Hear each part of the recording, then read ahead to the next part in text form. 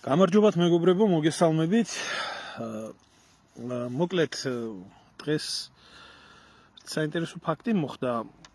დასრულდა ეგრეთ წოდებული ნატოს წვრთნები საქართველოში, თუმცა არ იყო ეს მარტო ნატოს წვრთნები საქართველოში.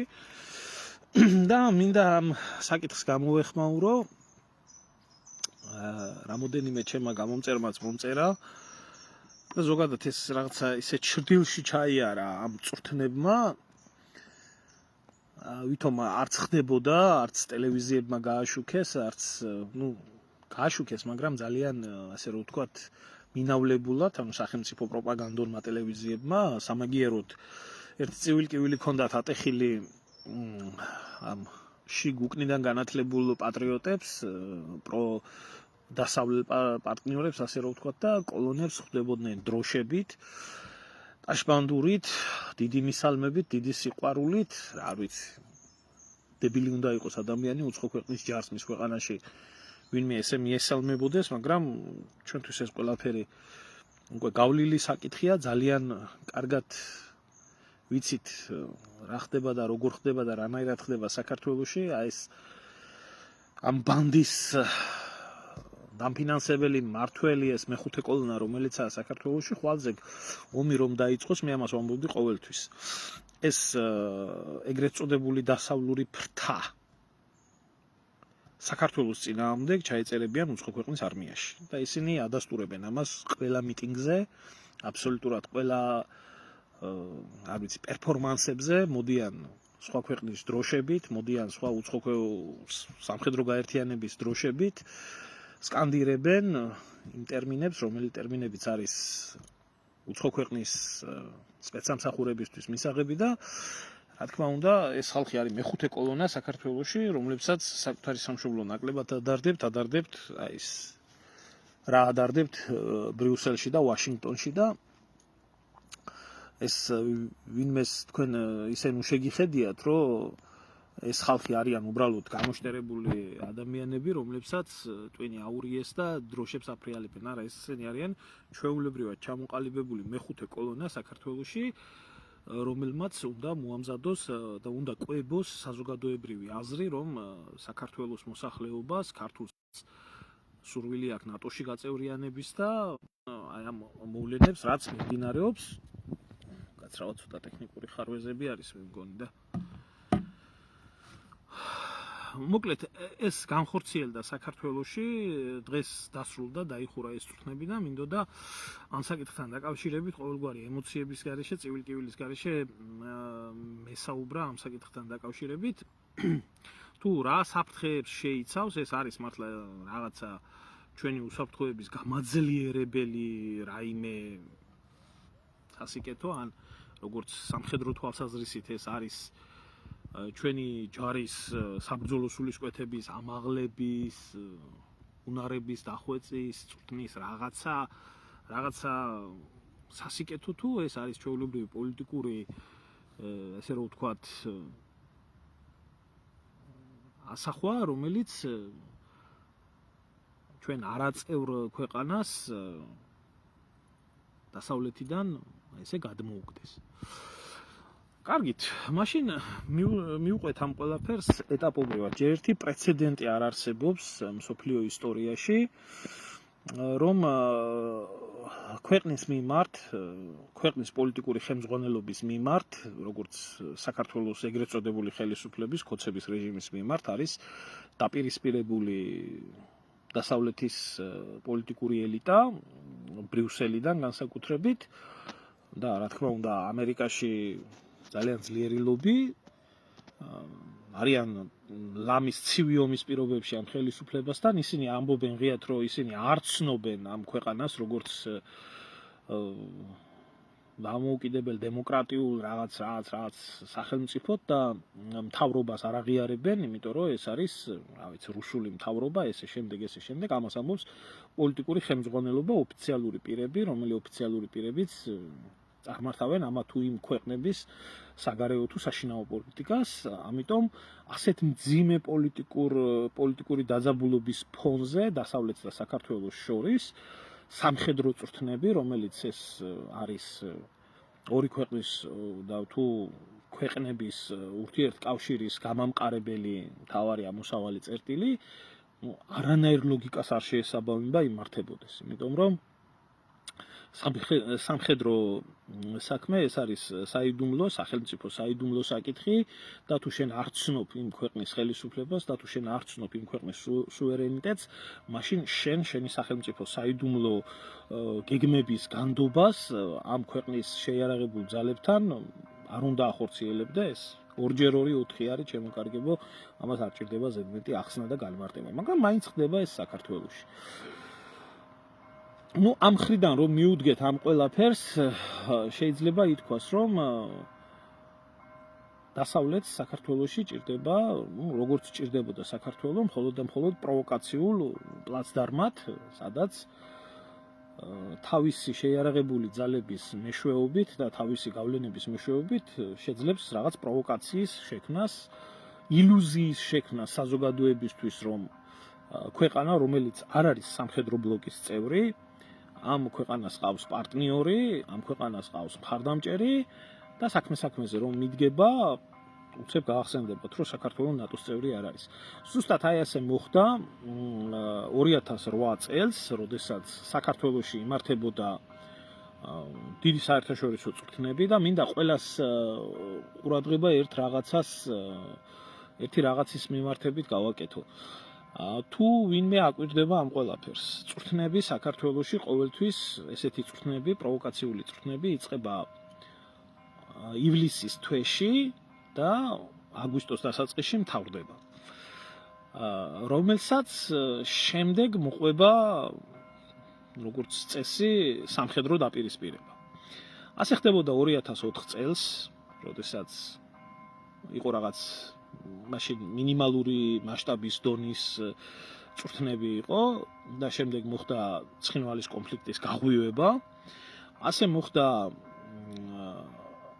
2006 წელს, როდესაც მე პირადად ვესწრებოდი იმ წვრთნებს, თუმცა მინდა გითხრათ, რომ ეს წვრთნები არ იყო მრავალეროვნული წვრთნები, მაგრამ ეს იყო ესე რომ ვთქვათ, ნატოს გენერლების მიერ, ოფიცრების მიერ გამართული წვრთნები ივლისის ბოლოს, აგვისტოს დასაწყისში, რომელსაც მოყვა კოდორის ხეობაში სამხედრო ოპერაციების ჩატარება.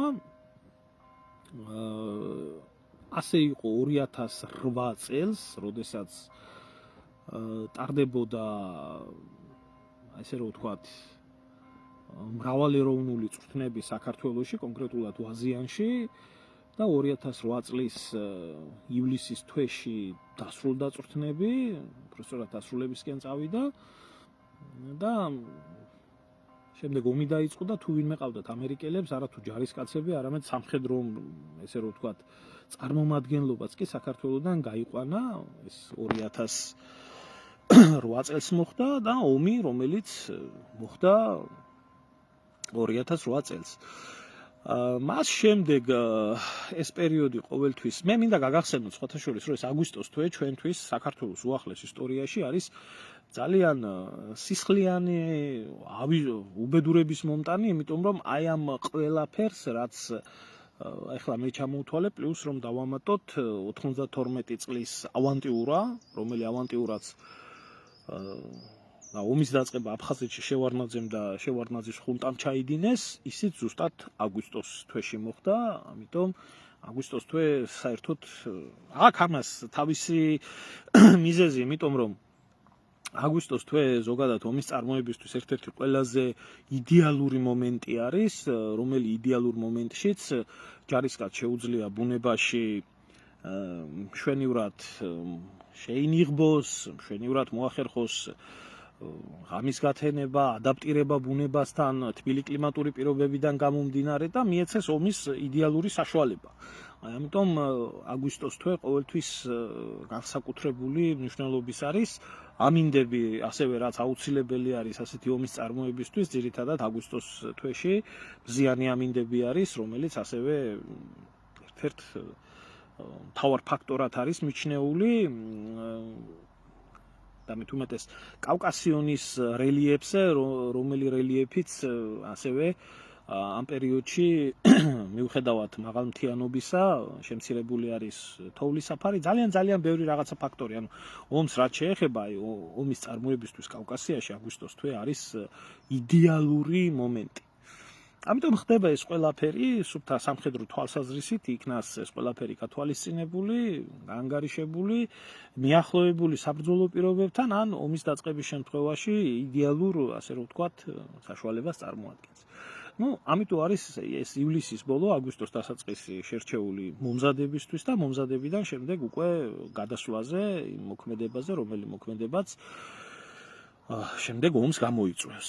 ასე ხდება და ალბათ ასე გაგრძელდება მომავალშიც, რადგან ფაქტია, რომ ჩვენ ქვეყანას აქვს სუფთა ესეთი მაპროვოცირებელი პლაცდარმის სახე საქართველოში. აქედან გამომდინარე გავერკვიეთ რატომ ხდება ეს აგვისტოს თვეში. ახლა რამოდენიმე მომწერა, რომ რა გველოდება და როგორ გველოდება. ახლა პოლიტიკური სიტუაციიდან გამომდინარე, ჩემოკარგებო, ხო, რაღაც ახლა იფიქრო იმაზე, რომ ხვალზე ომი დაიწყება და არ არის ჩვენ ქვეყანაში ესეთი არც მილიტარისტული რიტორიკა არ აქვს, ქოცების ხელისუფლებას პირიქით, ღიად გაცხადებული მშვიდობა აკერიათ ენაზე და თვითონ არაფრის დამწყებები არ არიან, მაგრამ რატო არის საშიში საერთოდ უცხო ქვეყნის შეიარაღებული ძალების ყოფნა ამ დროს საქართველოში, წვრთნების ჩატარება და ესე შემდეგ. მე ისტორიულად ახლა ესენი იძახიან deep state, მე აწყდება ერთი წვილი ეს deep state ვიღაცამ მოიგონა, მე გამოხტებიან ვიღაცები და იტყვიან Eisenhower-ი ახსენებდა თუ რა არის deep state სინამდვილეში შემოგარგებო ეს არის უცხო ქვეყნის აგენტურა ჩანერგილი შენს სახელმწიფო სისტემაში ღრმად, რომელსაც შეუძლია საჭირო მომენტში, საჭირო, ესე რომ ვთქვათ, მტრისთვის საჭირო ქმედება ჩაიდინოს. მეხუთე კოლონა არის. მე გაგახსენებთ მაგალითად Eisenhower-ს და ამას თავი რო დავანებოთ, ზოგადად როგორ მუშაობს ეს მეთოდი საერთოდ ქვეყნებში. მე მინდა ვინც არის ახლა დაკვირვებული, მე მინდა გაგახსენოთ პირველი მსოფლიო ომის მომენტი, როდესაც გერმანია აწარმოებდა ომს ორ ფრონტზე, აღმოსავლეთის ფრონტზე და დასავლეთის ფრონტზე. თურქეთი, რომელიც მოგვიანებით ჩაერთო უკვე პირველ მსოფლიო ომში, მაშინდელი თურქი პოლიტიკოსები წინააღმდეგი იყვნენ, რომ თურქეთი ჩაბმულიყო ომში, იმიტომ რომ ოსმალეთის იმპერია სერიოზულად დასუსტების პირას იყო მისული და გამომდინარე იქედან, რომ რუსეთთან მოუწევდა ომი, რომელსაც მწარი გამოცდილება ჰქონდათ, არ ჰქონდათ სურვილი, ამიტომ პოლიტიკოსები გაურბოდნენ ამ ომს, მაგრამ ესეთი რაღაცა მოხდა მაშინ. გერმანელებს ძალიან ჭირდებოდათ თურქეთის ჩართვა ომში, იმიტომ რომ ეს რუსეთის მიმართებაში ძალთა ბალანსის გადანაწილებას მოახდენდა. ამიტომ მათ ყავდათ თავისი საიდუმლო აგენტურა, რომელიც საიდუმლო აგენტურაც იყო ჩანერგილი ოსმალეთის იმპერიის გენერალიტეტში და დღეს მინდა გითხრათ, რომ ჩვენი უშიშროების სამსახურები თუ გენშტაბი თუ ეს აბსოლუტურ უმრავლესობას წვრთნების, სწავლებები, განათლებები მიღებული აქვს დასავლეთში და შეიძლება იმათმა ზუსტად ისევე აამოქმედონ საქართველოში ფორმიანი აგენტურა, რომელიც აყავთ ძალიან დიდ მნიშვნელობას ანიჭებენ საერთოდ ამ ესეთ რაღაცას. და მოხდა ესეთი საინტერესო მომენტი მაშინ პირველი მსოფლიო ომის დროს არსებობდა თურქ სამხედროებს და გერმანელ სამხედროებს შორის გარიგება, რომელი გარიგების თანახმადაც საიდუმლო ნაწილი, რომელიც არავისთვის არ იყო ცნობილი, თურქეთი როგორ უნდა ჩართულიყო ომში.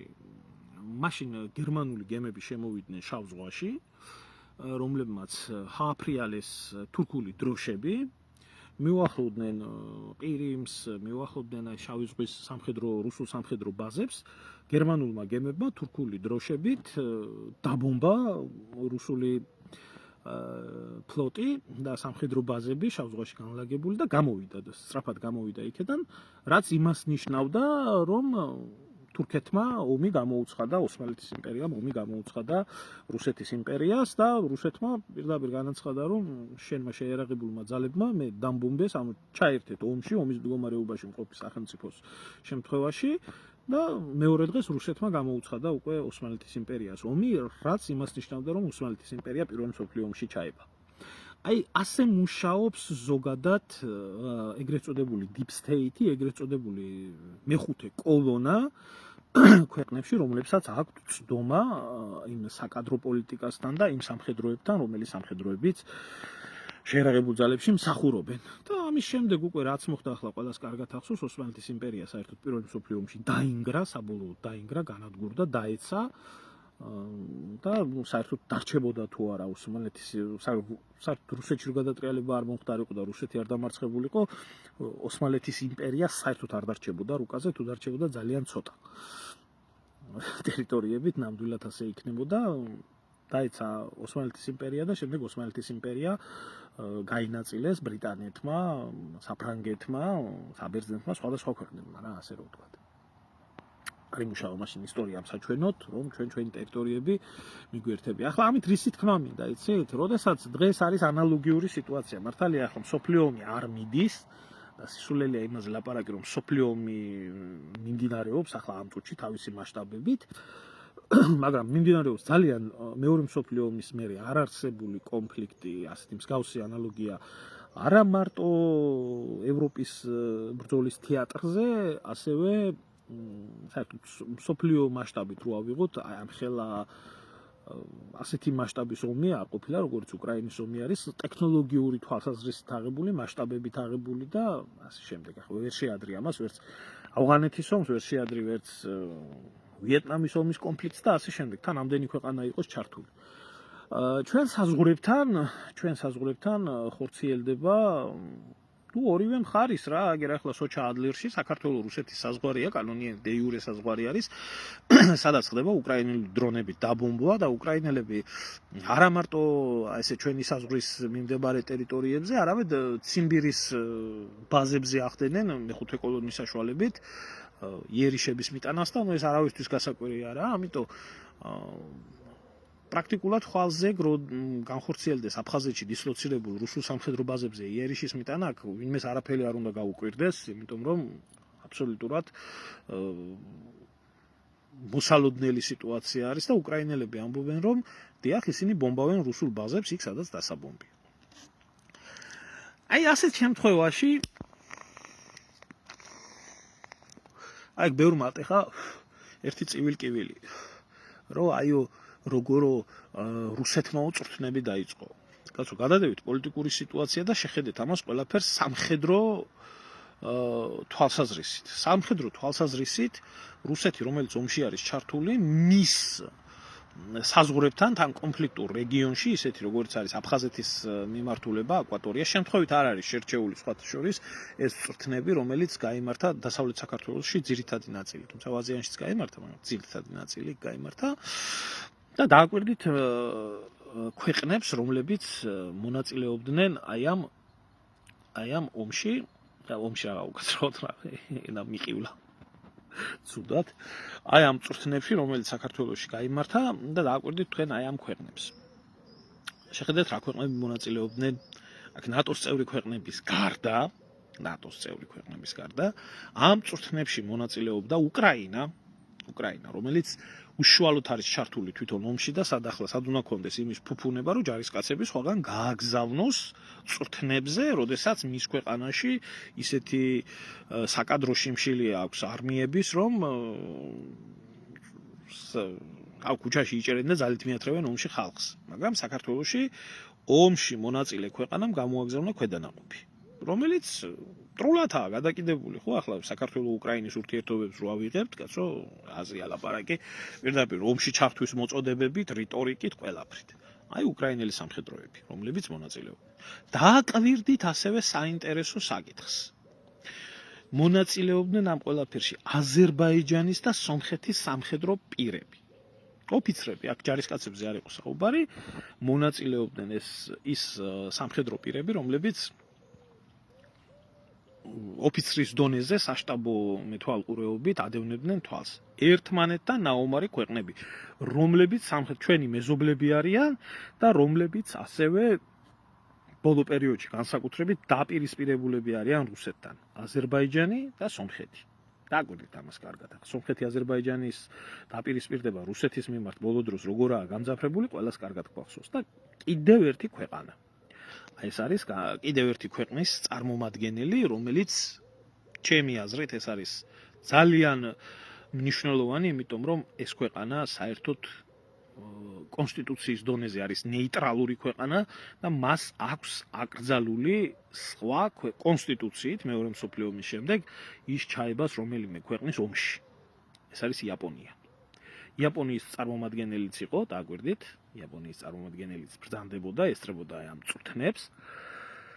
მე მახსოვს, როდესაც ერაყის ოპერაციებში სამშვიდობო, სამედიცინო ოცეული ჩართეს იაპონელებმა, რა ამბავი იყო იაპონიაში ატეხილი, რადგან მიუხედავად სამხედრო ჰუმანიტარული თვალსაზრისისა, მათ ეკრძალებოდათ კონსტიტუციით მონაწილეობა. ახლა თვითონ წვრთნები რას ისახავდა მიზნად? ეს ცალკე საუბრის თემა არის, თუმცა პოლიტიკური ნაწილი. ანუ რა უნდა ვთქვათ ახლა ჩვენს ტერიტორიაზე, კონფლიქტის ზონაში, პრაქტიკულად ესაა კონფლიქტის ზონა, კონფლიქტის ზონაში მონაწილეობდა რუსეთთან დაპირისპირებული უშუალოდ მეომარი ქვეყანა უკრაინა, მათი მომარაგებელი, მათი არაოფიციალურად ომის მონაწილე ქვეყნები, იმიტომ რომ ვინმეს თუ თავში რაღაცა პრობლემა აქვს და აკლია, ეს არ ნიშნავს, რომ ესე არ არის, რადგან მთელი ეს ქვეყნები, იგივე შეერთებული შტატები, იგივე პოლონეთი, გერმანია, ეს ნატოს წევრი ქვეყნები ჩართული არიან თავისი იარაღის მიწოდებით, სამხედრო ინსტრუქტორებით რუსეთთან დაპირისპირება. იგივე თურქეთი სხვა შორის, მიუხედავად იმისა, რომ თურქეთი აცხადებს, რომ ის თურმე არაფერში არ მონაწილეობს და სამშვიდობო პლატფორმას ტოვებს, უკრაინის შეიარაღებულ ძალებს აწუდეს უზარმაზარ შეიარაღებას, ეს იქნებოდა ბაირექტარები თუ ასე შემდეგ.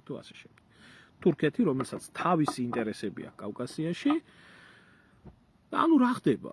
ისე ჩვენს კონფლიქტის ზონაში, კონფლიქტურ რეგიონში შემოდიან უცხო ქვეყნის შეიარაღებული ძალები, რომლებიც პირდაპირ ან ირიბად მონაწილეობენ ამ ომში, რომელი ომიც არც ისე შორს ჩვენგან აი აგერ მიმდინარეობს და ზღვაში, შავ ზღვაში, რომელიც ჩვენი აუზის წევრი ქვეყნები არიან, შავ ზღვაში ომი მიმდინარეობს. ახლა რუსების რეაქცია ამ ყველაფერთან დაკავშირებით რა იქნებოდა, ხო? აბსოლუტურად ლოგიკური არის სამხედრო თვალსაზრისით, როდესაც რუსეთს, რომელსაც ოკუპირებული აქვს საქართველოს ტერიტორიები და განთავსებული ყავს სამხედრო ბაზები, როგორც აფხაზეთში, ისე სამაჩაბლოში, მათი სამხედროების მოვალეობა არის დაიცვანს სამხედრო თვალსაზრისით თავიანთი პერიმეტრები. მათ პირდაპირ იგრძნეს, რომ მათ შეიძლება საფრთხე დაემუქრონ და რა თქმა უნდა აფხაზეთის მიმართულებაზე რუსეთმაც დაიწყო იგივე სამხედრო მანევრები. რომელიც თავისთავად ისახავდა მიზნად იმას, რომ თუ კი რაიმე პროვოკაციას ექნებოდა ესა რა ქვია ადგილი, რუსი სამხედროები პირდაპირ უნდა ჩართულიყვნენ აი ამ ომში. და მე რატო გეუბნებით ახლა, რომ ახლა სამხედრო სტრატეგიული თვალსაზრისით რო გადავიდეთ ამ ყველაფერზე, საერთო ჯამში რა არის დასავლეთის გეგმა? დასავლეთის გეგმა არავისთვის ახალი არ არის. არის ის, რომ რუსეთის ირგვლივ ყველა მისი მეზობელი იყოს რუსეთთან დაპირისპირებული. ომის მდგომარეობაში. საჭირო მომენტში, რომ ომშიც მიიღოს მონაწილეობა, მაგრამ ეს მათი ხელით, ისე როგორც უკრაინა ომობს, ისე როგორც საქართველო მიომა 2008 წელში და ასე შემდეგ. ეს მათ ინტერესებში არ შედის, რომ მათმა სამხედროებმა იომონ, ეს უკანასკნელი ნაბიჯი არის. რომ ისინი ამ უკანასკნელ ნაბიჯზე წავლენ. ამიტომ გეგმა, რომელი გეგმაც ხორციელდება საქართველოს, რუსეთის მიმართებაში, საქართველო არის ერთ-ერთი ბირთვი შემადგენელი ჯაჭვი და ომის თეატრის შემთხვევაში, რომელი ქვეყნებით შეიძლება იქნა სამხრეთ კავკასიის ტერიტორიაზე პირველ რიგში რუსეთთან დაპირისპირებული, ესაა საქართველო, ესაა აზერბაიჯანი, სომხეთთან ნახოთ ძალიან მძიმე მდგომარეობა არის რუსულ-სომხურ ურთიერთობებში, მიუხედავად რომ ოდეკაბ-ს წევრი არის და თურქეთი. თურქეთი, რომელიც უშუალოდ არის, სხვათა შორის მე მინდა გითხრათ, რომ ეს წვრთნები არის იმ დიდი წვრთნების გაგრძელება, რომელიც სულ ცოტა ხნის წინ დასრულდა თურქეთში. და ანუ ამერიკელი სამხედრო სტრატეგები ამუშავებენ გეგმას ომის შემთხვევაში კავკასიის თეატრზე მათი შეიარაღებული ძალების სინქრონულ მოქმედებას ადგილობრივ ქვეყნებთან დაკავშირებით რუსეთის წინააღმდეგ. აი ძალიან მარტივად რომ იქნას ეს ყველაფერი გაგებული, თუ რა ქონდა ამ ყველაფერს მიზანი. სამხედრო წვრთნების მიზანი არის ამიერკავკასიის ტერიტორიაზე, ამიერკავკასიის სამი რესპუბლიკის პლუს თურქეთის შეიარაღებული ძალების მოქმედება რუსული არმიის წინააღმდეგ და მათ გასაძლიერებლად უკვე მოსული აი ამ ქვეყნების შეიარაღებული ძალები, თუ ეს უკვე მესამე მსოფლიო ომის სცენარი, თუ კი იქნება განხორციელებული კავკასიის თეატრში. ძალიან კარგად დააკვირდით ამ ყველაფერს.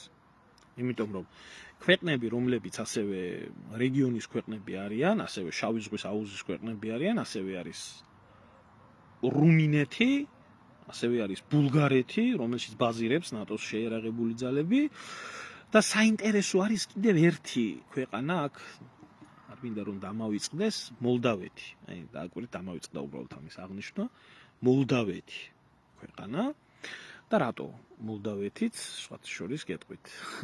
ამ საკითხსაც რატომ არის საინტერესო მოლდავეთი.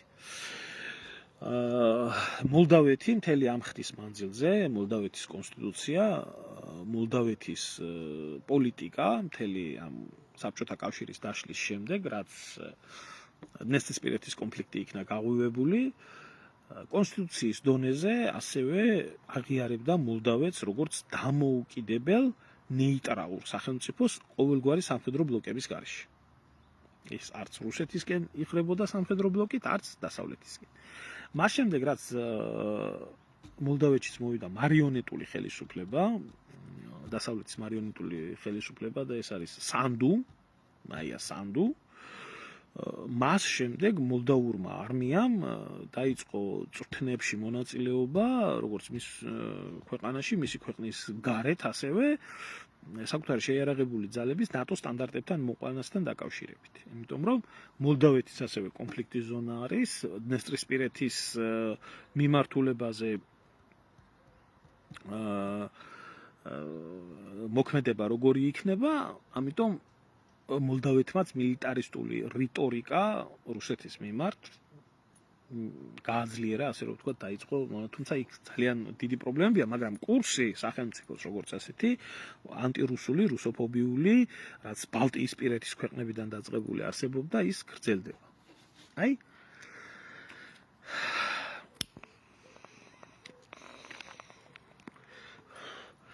ამ რეგიონალურ ჯაჭვში არის საქართველოს მოხვედრილი. ახლა მე ვსვამ ერთ ელემენტარულ კითხვას და რა თქმა უნდა უსვამ ამას ქოცებს, რადგან ქოცები არიან ამ ქვეყნის მართველები, მათი ასე რომ ვთქვათ მინისტერიალი არის, რომელი მინისტერიალიც პასუხს აგებს ამ ყველაფერთან დაკავშირებით. კი, მაგრამ ქოცებო, რო გკითხოთ კაცმა, გასაგებია, რომ ზეწოლის ქვეშ ახართ, რო გკითხოთ კაცმა. თქვენ მშვიდობიან პოლიტიკას აწარმოებთ, რომელიც რუსეთის გაღიზიანებას არ გამოიწვევს. რომ თქვენ არ გინდათ ქვეყანა აქციოთ მეორე უკრაინად და აი ასეთ უბედურებაში მოახვედროთ ეს. რას ნიშნავდა აი ამ წვრთნების ჩატარება? პირდაპირ მინდა გითხრათ, რომ ეს წვრთნები, რომელიც წვრთნებით თავისი ფორმიდან გამომდინარე, საერთოდ ყველა წვრთნა რაღაცას აძლევს ჯარისკაცს. ახლა ისე არ მინდა გამომივიდეს, რომ სანამ არის სამხედრო და სანამ არის პირი, აბსოლუტურად ყველა წვრთნა ახდენს ჯარისკაცზე რაღაცა ჩამოყალიბების, შეიარაღებული ძალების გამტკიცების საკითხს, კაცო, მაგრამ საკითხავი არის ახლა ჭირდებოდა კი ჩვენ ქვეყანას მსგავსი წვრთნებში მონაწილეობის მიღება, რომელიც წვრთნებიც რეალურად, აი მე ვამბობ, არანაირ სამხედრო სულის და საბრძოლო სულისკვეთების ამაღლებას არ ითვალისწინებდა. ეს იყო ამ წვრთნებში, როგორც მე ვიცი, მონაწილეობდა სადესანტო შენაერთები, რაც მინიმალურ დონეზე ვერტფრენის დესანტი გაგვაჩნია, ხო, კი ბატონო, მაგრამ აი ესეთი დიდი ფუფუნება ჩვენ არ აგვაქვთ, რასაც ქვია დიდი სადესანტო წვრთნების ჩატარება, იმიტომ რომ არ გვაქვს შესაბამისი არც ბაზა, არც კონტინგენტი, არც მიმართულება, ამის მიმართულება შეიარაღებულ ძალებში, რომელიც ჩვენ მედესანტეები გვეყოლებოდა და ეს სადესანტო მოიერიშე ბატალიონები მიიღებდნენ ამ ყველაფერში, თუმცა ქვეითის დონეზე, ქვეითის დონეზე ასაგებია, თუმცა აქაც საკითხავი არის, იმიტომ რომ ეს წვრთნები ქვეითის დონეზე უფრო სტაბილიზაციის და ისეთ მსუბუქ ოპერაციებს ეხებოდა, ქვეითის ოპერაციებს, რომლის აუცილებლობაც ჩვენ ქვეყანაში არ არის, ისევე როგორც წვრთნები, რომლებიც მიმდინარეობდა 2004-2008 წლის მანძილზე და ნატოს წვრთნები ტარდებოდა საქართველოში, არც ერთი წვრთნები არ ითვალისწინებდა შეიარაღებული ძალების მომზადებას იმ დიდი ომისთვის, რომელი ომიც გადაიხადა 2008 წელს საქართველოს. ეს ყველა წვრთნა მაშინდელი მიზანმიმართული იყო სტაბილიზაციის, მშვიდობის დამყარების, საოკუპაციო და დივერსიული და პარტიზანული ჯგუფების წინააღმდეგ და არ იყო ეს ფართომასშტაბიანი ისეთი რაღაცა ავიაციის, ხმელეთის, ზღვის და ამის მოქმედების საერთო სინქრონი, რასაც ნატო ატარებდა საქართველოში, რომელიც ძირითადად მიმართული იყო ერაყში და ავღანეთის მისიაში გასაგზავნი ქვედანაყოფების და პირადი შემადგენლობის გასაწვრთნელად და შემდეგ ხალხს ეგონა, რომ რას ქვია, ამდენი ხანი იწვრთნებოდა შეიარაღებული ძალები და რატო უკეთესი შედეგი არ იყო. უკეთესი შედეგი იმიტომ არ იყო, რომ სამეთაურო რგოლი იყო გაყიდული, ახლა გოგავა რო იქნებოდა ეს, პოლიციელი რო იქნებოდა გენშტაბი და ეს კიდე ბრწყინვალე შედეგები იყო და მეთაურებს რო ცოტა სხვა გადაწყვეტილებები მიეღოთ, ძალიან ბევრ რაღაცაში სხვანაირი ის იქნებოდა. მე ხა ამ თემასთან დაკავშირებით არ ვაპირებ საუბარს, ცალკე თემა არის, მაგრამ ყოველ შემთხვევაში ჩვენი შეიარაღებული ძალები რუსეთის წინააღმდეგ საბრძოლველად არ იწვრთნებოდა. და დიდი მასშტაბური მე თვითონ ვიყავი ამ წვრთნების მონაწილე და რასაც ითვალისწინებდა ძალიან კარგად ვიცი. გამომდინარე აქედან ჩემოკარგებო,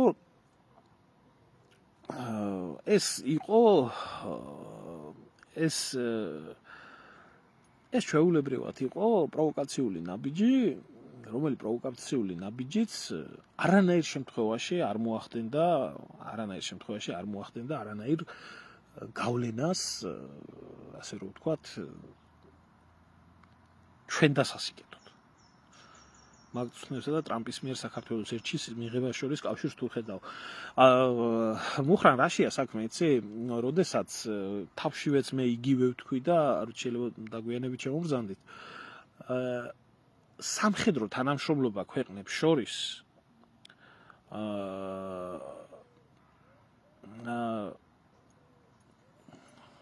არ ვიცი ქალბატონო მოიცა გაქცევთ პასუხს. მთავრობებს შორის, როდესაც არსებობს სამოკავშირეო და პარტნიორული ხელშეკრულებები და კავშირები ერთმანეთთან, ხო, აი ესეთ შემთხვევაში შეიარაღებული ძალების ერთმანეთის ტერიტორიაზე ჩატარებული წვრთნები და სამხედრო პირების ერთმანეთში გაცვლა, ეს არის უკვე ორი ქვეყნის თანამშრომლობის პიკი.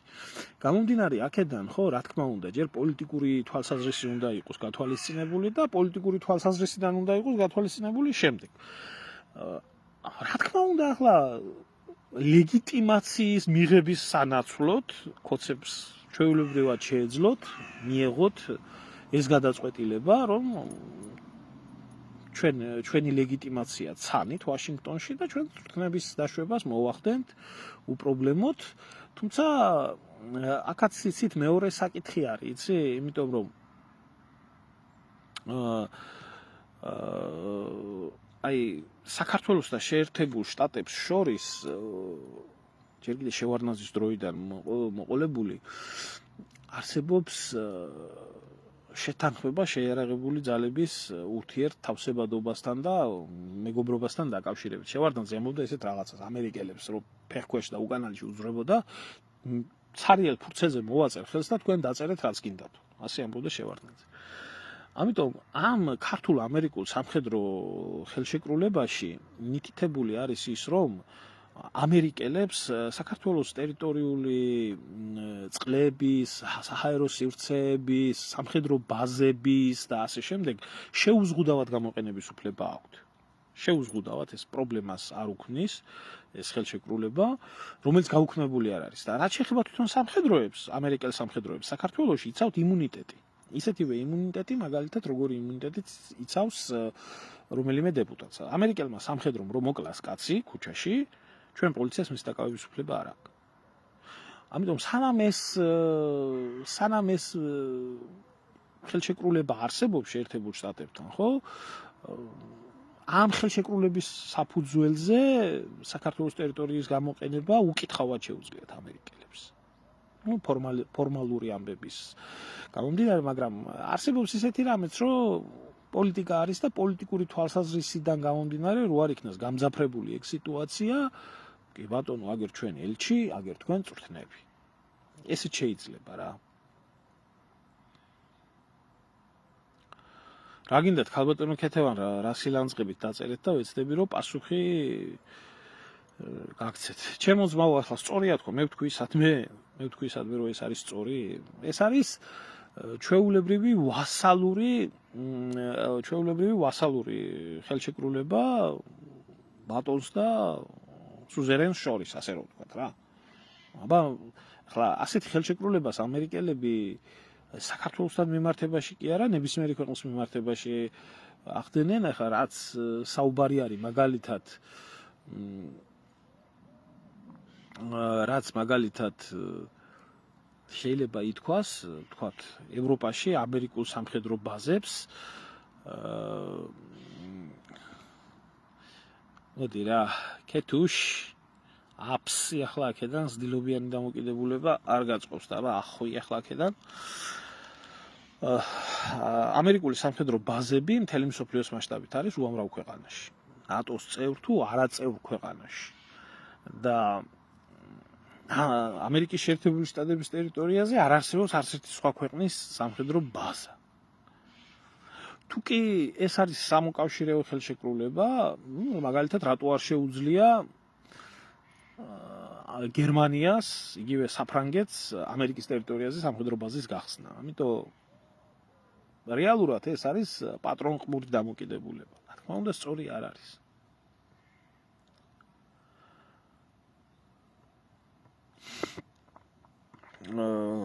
ახლა საქართველოს ტერიტორიაზე 10-მდე სუბუქი ბაზა ახლა იცით რა, ამას არ აქვს ბაზის სტატუსები, არაოფიციალური განთავსების ცენტრები არის.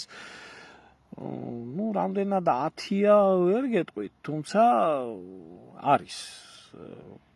მაგალითად კრწანიში საწვრთნელო პოლიგონზე განთავსებული ამერიკული სამხედრო ბაზა, ქართულ-ამერიკული სასწავლო ცენტრი, ეს ცენტრი არის ჩვეულებრივი ბაზა.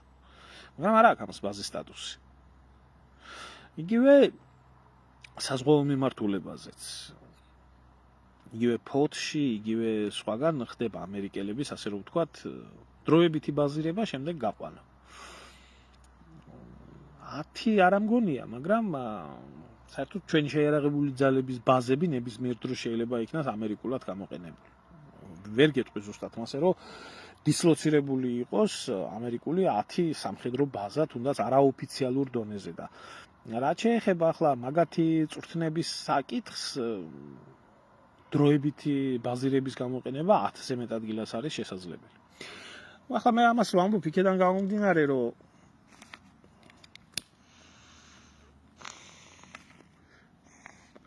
რისი მომტანია ეს ჩვენთვის? ჩვენთვის ეს არაფრის მომტანი არა. არაფრის მომტანი ეს არ არის.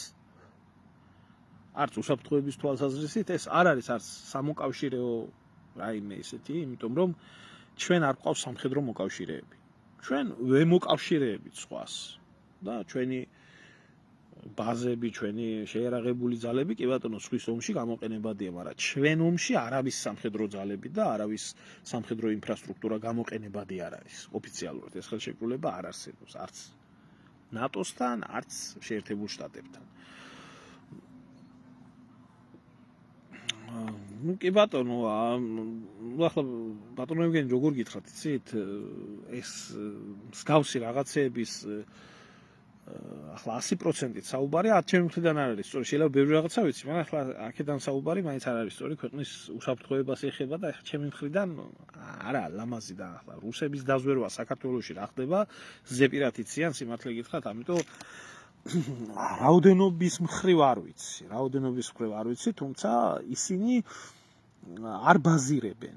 ისინი იყენებენ ტერიტორიას სხვადასხვა წვრთნების ჩასატარებლად. აი მაგალითად გეტყვით ისეთ ვარიანტს, როდესაც საქართველოს ტერიტორიაზე შემოფრინდება ამერიკული სადაზვერვო თვითმფრინავი AWACS-ი, რომელიც დაზვერავს კავკასიაში, ჩრდილო კავკასიაში, ამიერკავკასიაში სამხედრო ბაზებს და სამხედრო ობიექტებს, ძალიან ღრმა დაზვერვითი ფუნქცია გააჩნია, შავი ზღვის აკვატორიას დაზვერავს, გაჩერდება, თქვათ, კოპიტნარის აეროპორტში, შეიძლება კოპიტნარში თუ არა, თბილისის აეროპორტში, სიტყვაზე და გაფრინდება. ეს დროებითი ბაზირების საშუალება არის, იგივე ფოთის მიმართულებაზე. ახლა ქვეითებს შეუძლიათ რომ მოახდინონ დროებითი ბაზის გამოყენება, მაგრამ როგორც ასეთი რომ მუდმივად ბაზირებული სამხედრო ინფრასტრუქტურა იყოს ამერიკული საქართველოში, ესეთი არ არის. ერთადერთი რისი თქმაც შეიძლება ძირითადად სადაც არიან ესაა კრწანისის ქართულ-ამერიკული 11 სექტემბრის სახელობის საასწავლო ცენტრი, ასევე ხდება წვრთნების პერიოდული გამოყენება ბაზების, რომელიც არის მაგალითად რეინჯერთა მომზადების ბაზა, მუხროვანის ბაზა და ასე შემდეგ, მაგრამ ის რომ სტაციონალურად სადმე ამერიკული სამხედრო ბაზები იდგნენ, ესეთი რაღაც არ არის. სუბუქი ბაზები შეიძლება არ ვიცი რას გულისხმობდა მაგის მთქმელი ამ ყველაფერში, მაგრამ საიდან გამომდინარე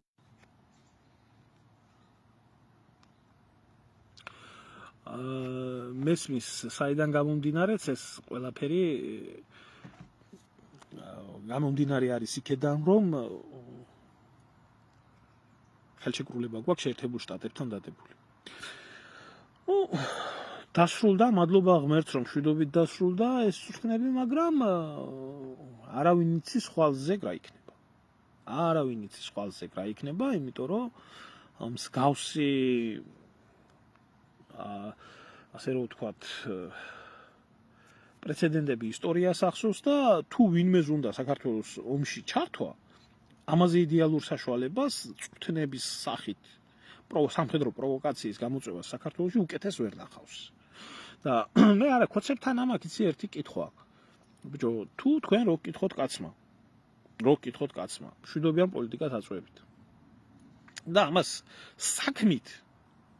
საქმით სულ სხვა რაღაცას აკეთებთ. ახლა რუსებს ატყუებთ, რუსების მოტყუება გინდათ, რომლებმაც თქვენზე უკეთესად იციან, იძახი მშვიდობა მინდა და გამოდი ხარ აგერ და წვრთნებს ატარებ. როგორ უნდა დაგიჯეროს, როგორ უნდა გენდოს რაიმე დიალოგში. ომი გინდა გეუბნება ის კაცი, მოდი მაშინ და მეომეთ თუ რამის ტრაგი გაქვს და რის ტრაგი აქვს, ახლა კოცებს და ამ უკნიდან განათლებულებს ძალიან კარგად ვიცით. ეს არ გინდათ, ის არ გინდათ. აგერ ამათ რა გონიათ, მე გეტყვით, აი კოცის პრიმიტიულ გონებას ვინ მასწავლის? ამათ აქვთ ძალიან დაბალი დონის პრიმიტიული აზროვნება და ცდილობენ მსგავსი რაღაცეები შეფუთონ რითი.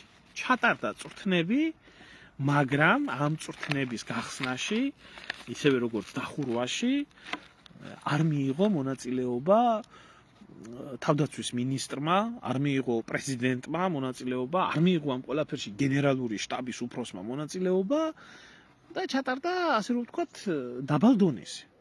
და ამით გონიათ, რომ ახლა ესენი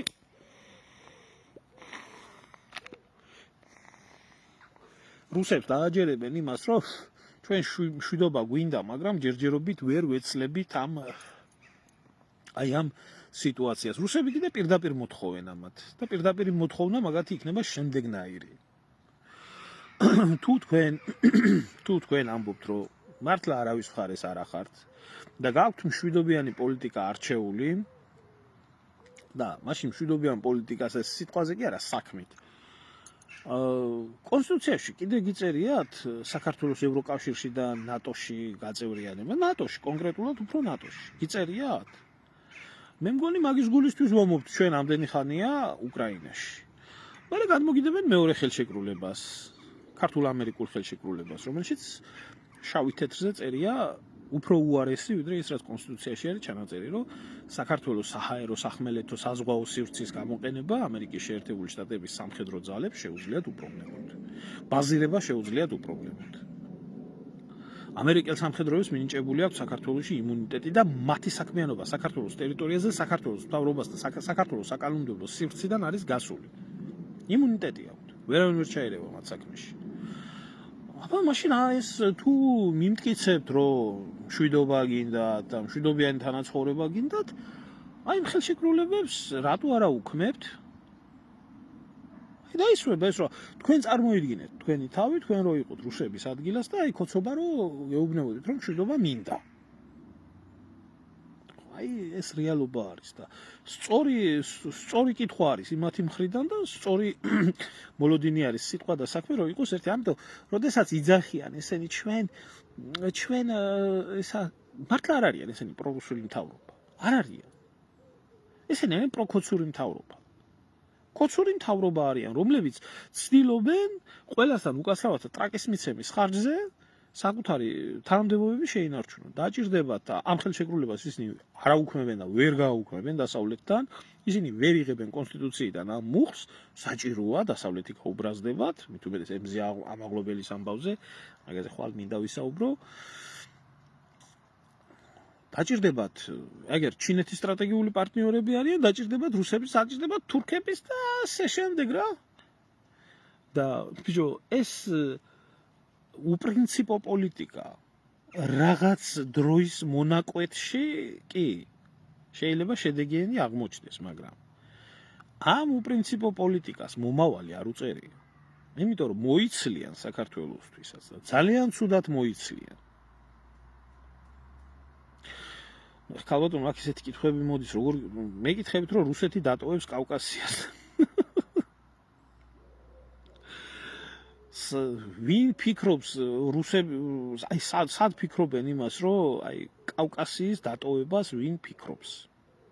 ვინ ფიქრობს, აი რომელი სამხედრო სტრატეგია ფიქრობს, ამ პოლიტიკოსი ფიქრობს, იმიტომ რომ ყველაფერს რო თავი დავანებოთ, ყველაფერი რო გამოვრიცხოთ, ხო, რუსებმა სამხრეთ კავკასია დატოვონ, ჩრდილო კავკასიის დაკარგვა არის დროის საკითხი. დროის საკითხი არის. და ჩრდილო კავკასია შემდეგ რაც მოყვება და როგორც მოყვება ძალიან კარგად იციან, ამიტომ არავინ არის დამტოვებელი არ არის. ეს არის იდიოტიზმი. ეს არის ჩვეულებრივად საქართველოში ბრიტანეთის პოლიტიკა, რომელიც 2 საუკუნეზე მეტი ხანია გრძელდება, რომ საქართველოს და ამიერკავკასიის ტერიტორია იქნას გამოყენებული რუსეთთან, არა მარტო საქართველოში, საქართველოს, სომხეთი, აზერბაიჯანი რუსეთთან საჩიჩხინოთ და ბრიტანეთის მთავარი მოკავშირე საამისოდ რეგიონში არის თურქეთი. ამ დაპირისპირებიდან რუსეთის დასუსტებით და რუსეთის პრობლემებიდან გამომდინარე სიკეთე მიიღოს ევროპამ, საქართველოს, აზერბაიჯანის, სომხეთის და თურქეთის ხარჯზე. ხო, თვითონ იჯდეს ესე მშვიდად წყნარად ლონდონში, ფეხი ფეხზე კონდეს გადადებული და გულაობდეს. აი ეს არის ბრიტანული პოლიტიკის არსი. ხო, ახლა საქართველოში იმდენი ტვინგაყინული არის, აი კი ბატონო, გასაგებია რომ რუსეთი დამპყრობელია და რუსეთმა 1000 უბედურება დაგმართა კაცო, მაგრამ ამ პოლიტიკას რო შედეგი არა აქვს, რუსოფობიულ პოლიტიკას ამის ტვინი არ უნდა კონდეს? და საერთოდ სხვის ჭკუაზე სიარულმა რა შედეგი შეიძლება ადამიანს მოგიტანოს, ვერ უნდა ფიქრობდე? აი ელემენტარულად ადამიანი ხარ ხო დაანები ახლა დადიხარ ჯერ ერთი ადამიანის ჭკუაზე. ის გიყენებს მისი მიზნებისთვის. მე დადიხარ მეორე ადამიანის ჭკუაზე. ის გიყენებს მისი მიზნებისთვის. მე გამოჩნდა აგერ ახლა ჩინეთი. მე დადიხარ ჩინეთის ჭკუაზე და შენი აზრი არ გაგაჩნია. შენზე იფიქრებს სხვა? თუ შენ თავზე არ ფიქრობ? აი ეს არის სახელმწიფოც. ჩემო ზვიად, თამაში პოლიტიკაში მოსულია და რა თქმა უნდა შეიძლება რაღაც დროის მანძილზე საჭირო არის მსგავსი პოლიტიკის გატარება. მე არ ვამბობ იმას, რომ მოქნილი პოლიტიკა არ არის საჭირო. აუცილებელი არის. კი არა, ჩვენი ქვეყნისთვის სასიცოცხლოდ მნიშვნელოვანი არის, მაგრამ არ შეიძლება რომ შენ სოფლიო გიგანტების პოლიტიკის ჭკუაზე სირბილის შემთხვევაში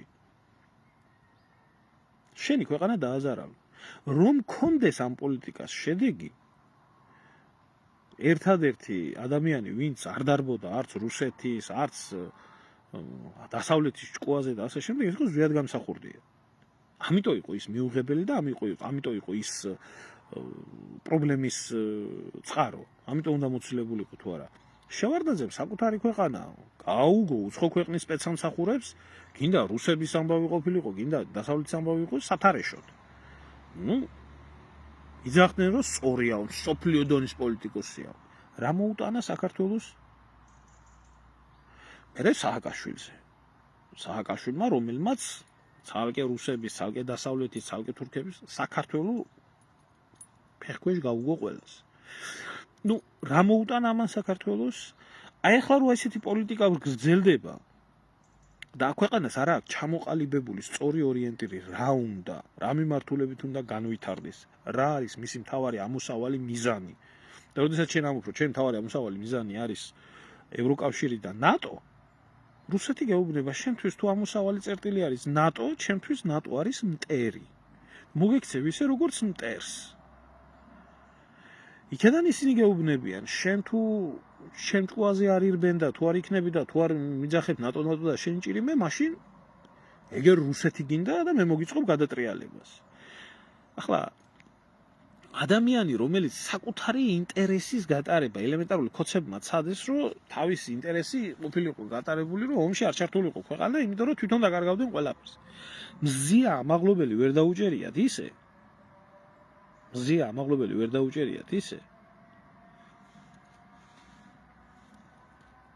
24 ქვეყნის ელჩი ადგას თავს. ვინ ეკითხება 24 ქვეყნის ელჩს ქვეყანაში ჩადენილ დანაშაულს. მაგაზე ხვალ ვისაუბრებ დღეს არ მინდა ამ საკითხთან დაკავშირებით საუბარი. ერთი აზრი მაქვს. თუ ის ადამიანი გაამართლეს იმის გამო რომ თურმე ის ბარიგა არ ყოფილა, მოკლედ კეთბი რა. მაშინ ვინც ჩაუდო წამალი ისაა დასაჭერი. და საიდან გაჩნდა ის წამალი იქ? ეს მოკლედ რო გითხრა. აი ამას არ შეიძლება ქვეყანა იქნას შეწირული. ამიტომ შენ ჩამოაყალიბე შენი პოლიტიკა, შენი ქვეყნის საშინაო და საგარეო ჩამოაყალიბე, შენი იდეოლოგია ჩამოაყალიბე და გაყევი ამ შენ გზას და ნებისმიერს უთხარი ეს ჩემ ინტერესებში არის, ეს ჩემ ინტერესებში არ არის. თუ შენ გინდა რომ შენი ქვეყანა გამოაყენებიო ყველას თავისი ინტერესებისთვის გამოყენებული დარჩები და უკაცრავად და ნახმარი პრეზერვატივებით გადაგაგდებენ შემდეგ იქეთ. და ასე აქვს მოსული ამ ქვეყანას. არა მოსული ასე? ამაზე მაქვს საუბარი თუ არა პოლიტიკური ლავირების საკითხი სულ სხვა რაღაცა ვინ ვიცათ ხალხო კოცებს იმის ტვინი რომ ლავირება შეეძლოთ კოცები თავისი უკაცრავათა ტრაკის მიცემას ყველაზე ხო ლავირებას არ ქმევენ და ჯერ ისეთი პერიოდი არის ბოლომდე არც ალიეთ მოიცლიან სულ მალე მოიცლიან აი დამთავრდება ახლა უკრაინის მოვლენები არ ვიცი რამდენი ხანში მაგრამ დამთავრდება და იმ თვეში მოიცლიან კავკასიისთვის აქ იქნება პირდაპირ დასმული კითხვები. ჩვენი უსაფრთხოებისთვის მილიონობით ადამიანი ჩავალაგეთ მიწაში. აი მაგის გამო რაზეც თქვენ ტრაკს ათამაშებთ. ნატო ევროკავშირი. გინდათ? მოდით მაშინ. აი ნახავ მე ერთი ქუჩაში რო დარბიან და უცხო ქვეყნის დროშებს რო აფრიალებენ და უცხო სამხედრო გაერთიანებების მას რო აფრიალებენ, როგორ შეხვდებიან ამ ყველაფერს რა. ეგ არის.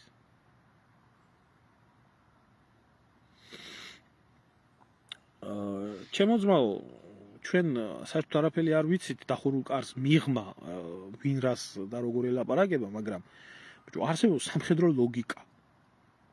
რუსებს გაწერილი აქვს თავისი სამხედრო და პოლიტიკური დოქტრინა. მათ აქვთ გაწერილი ეს დოქტრინა და ისინი თვლიან კავკასიაში და ყოფილი საბჭოთა კავშირის ტერიტორიებზე ნატო უნდა გავიდეს. ნატო არის მტერი და ამის გულისთვის იომები. ეს არის მათი ღიად გამოკვეთილი დოქტრინა. შენ ხარ მტრის ბანაკში. რას გეტყვიან დახურულ კარს მიღმა? მით ბიჭო, გაგძელეთ საქმე აბა თქვენიცითო? ლოგიკიდან გამომდინარე უნდა ისაუბრო. და ლოგიკასაც მიიღებ და რასაც მიიღებ ესა ახლა. ჩვენ ვინ გვეტყვის? დახურულ კარს მიღმა რაც ხდება და ამიჯერეთ აი ამ კოცებს ამხობენ თავზე ყველაფერს. ეგა იმიტომ რომ იმხელა აგენტურაა ქვეყანაში კაროა.